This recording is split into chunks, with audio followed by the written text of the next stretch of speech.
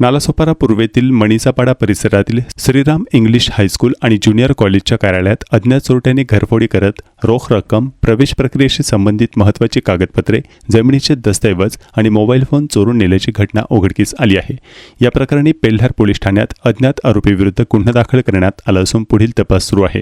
पोलिसांनी दिलेल्या माहितीनुसार महाविद्यालयाचे चेअरमन बलजीत सूर्यमन यादव वय 30 यांनी या प्रकरणी पेल्हार पोलीस ठाण्यात तक्रार दाखल केली आहे। 24 जून रोजी सायंकाळी 5:30 ते 25 जून रोजी सकाळी 6 वाजण्याच्या दरम्यान अज्ञात चोरट्याने महाविद्यालयाच्या कार्यालयाच्या मुख्य दरवाजाचे कुलूप तोडून आतमध्ये प्रवेश केला। चोरट्याने कार्यालयातील 5,000 रुपयांची रोख रक्कम, विद्यार्थ्यांच्या प्रवेश प्रक्रियेशी संबंधित महत्त्वाच्या गुणपत्रिका व इतर कागदपत्रे, जमिनीशी संबंधित दस्तऐवज तसेच चेअरमनच्या केबिनमध्ये ठेवलेला मोटो G22 कंपनीचा मोबाईल फोन असा एकूण 11,000 रुपयांचा मुद्देमाल चोरून नेल्याचं तक्रारीत नमूद करण्यात आलं आहे।